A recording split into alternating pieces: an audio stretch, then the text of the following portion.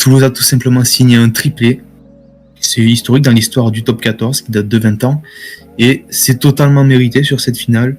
Toulouse a globalement dominé le match du début à la fin, notamment grâce à son pack qui a été incroyable. Ils ont bouffé du bébé devant avec 3 hommes qui sont ressortis du lot, dont Jolonche, Willis et Flamand. À eux 3, ils ont fait un abattage assez incroyable. Le tout concrétisé par un Thomas Ramos qui ne tremble jamais dans les moments qui comptent. Donc ça a été les hommes forts de Toulouse.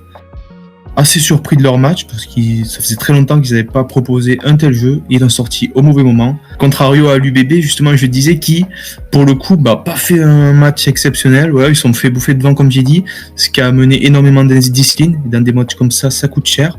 Cependant, ils ont su faire preuve d'une très grosse efficacité pour rester au contact. Et grâce à notre super Lucu, égaliser juste après la sirène. Ce qui a permis d'aller en prolongation, inespéré pour l'UBB, mais derrière, dans des matchs comme ça, c'est toujours Toulouse qui gagne. On y est habitué.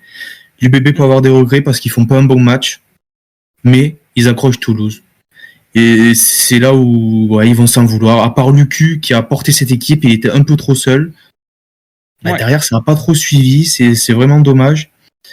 Je suis d'accord avec toi sur le fait que je trouve qu'ils sont passés à côté de leur finale parce que, en soi, ils avaient rien à optimiser sur la finale. C'est pas comme s'ils avaient laissé passer des jeux au pied. C'est pas comme s'ils avaient laissé passer, on va dire, des pénalités qu'ils ont loupées.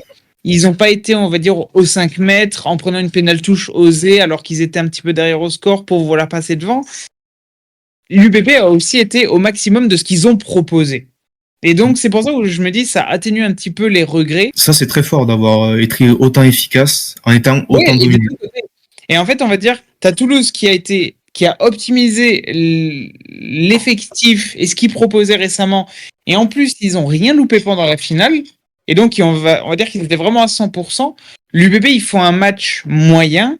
Mais sur le match moyen, ils arrivent quand même à avoir tout optimisé. Et je suis d'accord avec toi, genre ils sont quand même beaucoup plus proches, il y a des prolongations, ça se joue à des détails. En fait, je vois ce que tu veux dire. Le truc, c'est que s'ils avaient fait le match parfait, là, ça aurait fait mal.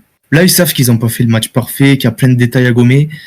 Et c'est ça qui va les faire enrager et peut-être revenir encore meilleur. S'ils avaient fait le match parfait et que tu tombes face à un Toulouse qui paraissait moins fort, là, ça aurait fait mal, je pense.